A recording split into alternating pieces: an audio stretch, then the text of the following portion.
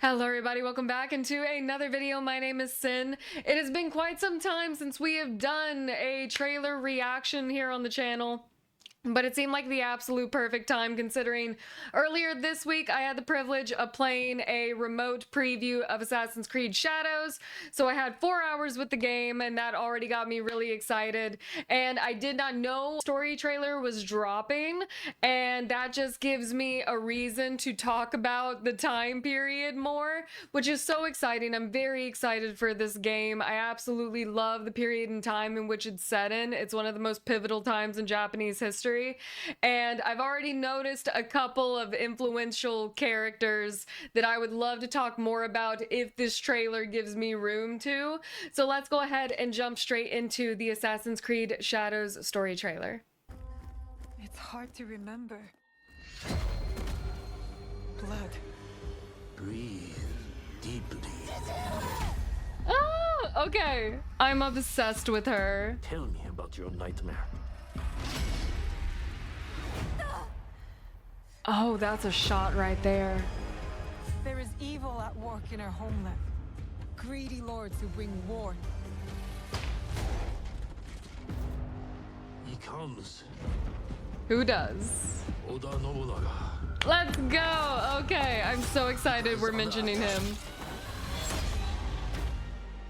This blade, it cannot be taken. What? Now is the time. Ooh, that blade work too. Well, the metal work on the blade. Don't care about us. Blood for blood. This land will soon be unified by my vision. Oh, Is that tyranny? he is such I'm an right with interesting. you. He is such an interesting guy. I have been caught on your wind, blown across the world. I see potential in this man. The brave soldier is not one of us. Send him back to wherever he belongs. We get training arc. He may become a legend, or he may die. Ooh. Kill me? No. Tools belong in the old world. This is the way forward. Oh, okay. Ooh. Slaughtered innocents! The blade. It is you. You are How do you know about that? And this war, Ooh. Saw that necklace though. our fates are connected. We have all seen darkness. Some have been that darkness. Because you believe in my cause, we have come together, despite it all. To bring change, to bring light.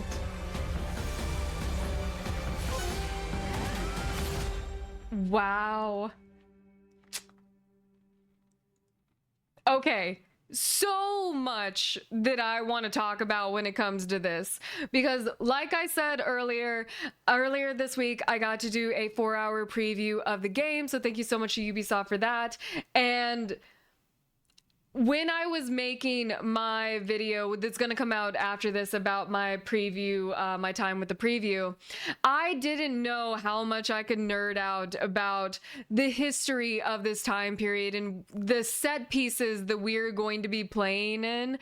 And that is really what excited me about Assassin's Creed Shadows. We have been asking for this time period since Assassin's Creed 2, and we are finally getting it during one of the most pivotal and volatile years in Japanese history.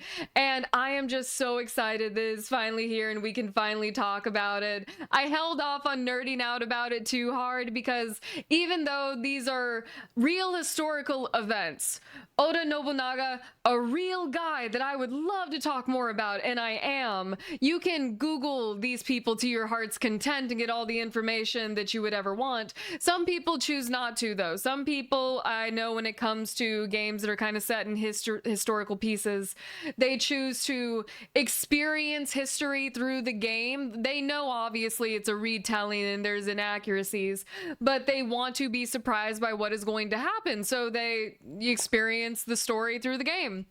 No shame for doing that whatsoever. I'm gonna go into the history of exactly why this is the best time period for an Assassin's Creed game, why it's the most interesting time period they could have chosen for an actual feudal Japan game, once again, that we've been asking for years, and why I have been excited about Yasuke this entire time.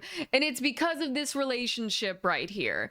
The fact that Yasuke is the retainer, the samurai of Oda Nobunaga, makes him the perfect storytelling vehicle, and I shall explain why.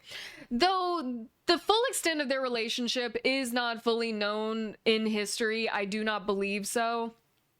This is a great storytelling vehicle right here, because you cannot mention the Warring States period of Japan without mentioning this guy right here. He's a wild card. So obviously Oda Nobunaga, he is a warlord, he is a daimyo being a regional leader, and he was not supposed to be the leader of his clan. If I'm remembering correctly, when his father died, the oldest son of the Oda clan was illegitimate, and it caused squabbling amongst the brothers, so he fought his brothers for the right to lead the clan, and he obviously won. But this guy was so convinced that he was going to be the one to unify Japan under one banner, and it was going to be his banner, that he decided in the 1560s that he was just going to wage war against all the other daimyos. And given this was already a time of great political unrest, because keep in mind, this is supposed to be the Ashikaga shogunate. Well, this is actually right after the Ashikaga shogunate. We'll get into that. So when he was growing up and had all these grandiose visions about who he was going to be in the world, it was the Ashikaga shogunate. So you had the emperor in Kyoto, and then you had the Ashikaga shogunate. You were supposed to have two political leaders. Of course, the emperor is kind of just a talking head, a talking figure, has been since the first shogunate. And then the shogun himself was the actual political military leader. Yeah, no, neither of those powers were respected during the Sengoku period. The retainers, the people, the daimyos, they weren't listening to the emperor or the shogunate. Of course, there were some loyal factions here and there that likely had family ties to either the shogunate, clans that were united, or ties to the emperor. But for the most part, the daimyos were just having it out, warlording themselves over each other and trying to vie for power. But this guy was the one who won out in the end for the most part. The events of this game take place, at least the events that I know of, take place in 1579. 6 years prior, Nobunaga dismantles the Ashikaga shogunate in 1673. So this is taking place 6 years after he has dissolved the shogunate. There is no shogun, there is no unified military power in place. That is his end goal, that is what he wants. That is why 6 years later he is still on a warpath, because he's trying to grab specific footholds in the countries, city-states, or provinces, I guess they're called. I don't want to use the word state because that's an American thing, so I'm going to call them city-states. He's trying to grab particular footholds that he needs in order to stabilize himself enough where he can officially start calling himself the shogun. That is his end goal. And I am so invested in how this story is going to be told through the eyes of Yasuke. Yasuke, for the sake of this story, being put up as his right-hand man, riding beside him at battle, telling him, I ride with you, having Nobunaga joke with him. I ride with you. What did he say about tyranny? Is that tyranny? If he's uniting, if everyone's unified, is that tyranny? I ride with you. Being able to see this through the eyes of Yasuke is going to be so interesting, because Yasuke is not native to Japan. He doesn't have those natural ties and need to protect the culture and the people. Really, all he would have is that loyalty to Nobunaga, his lord. So I'm so interested to see what will come of any mental or emotional turmoil that he might feel, seeing that his lord is not an honorable person. He's cutting a bloody path through Japan in order to cement himself as the next shogun, and here he is against another daimyo. And this man is asking him to duel with him. Essentially, let's handle this one-on-one as leader of our armies, as leader of our clans. Winner takes all, the fighting stops with us. And Nobunaga laughs in his face, which shocks, where's the frame? It shocks Yasuke. And it's so interesting to see these types of things play out, because it does make me wonder what is going to be the straw that breaks the camel's back. What is going to signal to Yasuke that, you know, Nobunaga's cause might be noble in his head, but it's hurting a lot of people like it hurt Naoe. Naoe is from the province of Iga, which is currently burning because of Nobunaga. She also has a hidden blade. She's a shinobi. She's a ninja. Technically would be a kunoichi, because that is the female word for shinobi. And I want to see this hidden blade. Is so beautiful. Look at the dragon on that. Oh, I am obsessed. So she is a shinobi. Shinobis were trained in family units, much like samurai. So this is her way of life. This is who she is. And it goes into her playstyle so well. I talk about it more in my preview, but I absolutely adore the way she plays. She does play like a classic Assassin's Creed character, whereas Yasuke is this large tank-like character. He towers over everyone around him, so it makes sense for him to use his brute strength as a weapon. And I was very interested to see how these two came together and partnered up, because I knew obviously that Yasuke was a samurai of Nobunaga, the great unifier, the guy cutting a bloody path through Japan, and she just wants safety for her people. So obviously she would have an issue with a warlord cutting through her side of the country. So I was interested in how these two came together, and I guess we're just gonna have to watch it really play out and watch them earn each other's trust, which I think is going to be very interesting. And I like that I have two different reasons to be invested in these characters, because Naoe, this is her home, these are her people. She obviously cares a lot about the outcome of what is going to happen and this desire to stabilize Japan peacefully. Whereas Yasuke, not saying he's not a good person, he had this blind soldier's faith to his lord for so long that he likely ended up hurting a lot of people while serving Nobunaga. And I'm interested to see what mentally he goes through in order to reach the final conclusion of what's right versus what's wrong. I'm interested in how that storytelling is going to take place, and I'm interested to see how they handle Nobunaga's storyline, knowing that, of course, Assassin's Creed, the writers will change historical events a little bit to fit their story and their timelines. So there's a lot going on here that I am so incredibly invested in. We see a little bit here. Where was it? It was an image, obviously, of a Templar necklace. There we go. There's our boys.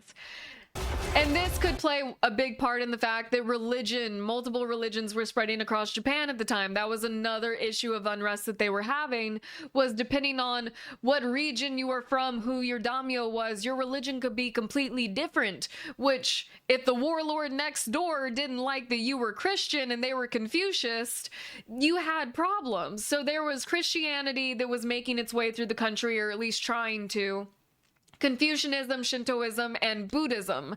And a little story about Nobunaga. He did not like Buddhists. During one of his war paths, in order to secure more land, he cut through, I think, a mountain pass that had a monastery on it. And there used to be this old wives' tale, this old spiritual threat that should you ever kill a monk, I think it's 7 generations of bad luck upon your family.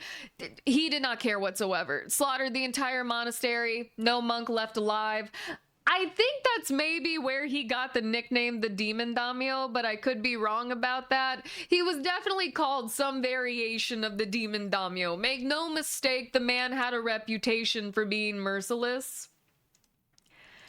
There's just so much going on here. And I love, once again, that we've we've looked at the historical aspect of it. We've looked at the political, social unrest in Japan and how it's affecting the people. Sorry, and we get to see it from Naoe's point of view as someone who's affected by it, and we get to see it from Yasuke's point of view as someone who's helped perpetrate it. So we get to see two sides of the coin, but we don't see a whole lot about what is going on with the Templars. We just see a little bit about how foreigners, there's a line right in here about foreigners bringing more unrest, which we can obviously decide is the Templars. I'm very excited for this game. Once again, I feel like it triggers a return to what I originally loved so much about the Assassin's Creed franchise, and that was that fixation on the historical storytelling and warping history so that this epic sci-fi fantasy could exist. I'm very excited for this. I do have a preview video that's coming out that talks a little bit more about my experience actually playing as these characters. So if you want to see that, it will be coming out sometime today as I upload this video. If you want to watch my playthrough of Assassin's Creed Shadows, definitely make sure to like, subscribe, comment on the video if you will. It helps with the algorithm so we can push the video out to more people who might be nerding out about the historical context of this game. And I'm just very excited. I'm very happy with the way this turned out. I'm happy with the characters. I'm happy with the way everything looks, and just really excited to give it a go and jump back into the world of Assassin's Creed. So I do hope you guys enjoyed the reaction and the little historical breakdown. In my case, it was more like a history for dummies because I can't remember everything, just the little things that I've always found interesting about this time period and about Nobunaga himself. And yeah, I hope you guys have enjoyed. Hope you join me again for more Assassin's Creed Shadows, and I'll be seeing you guys very soon. Bye now.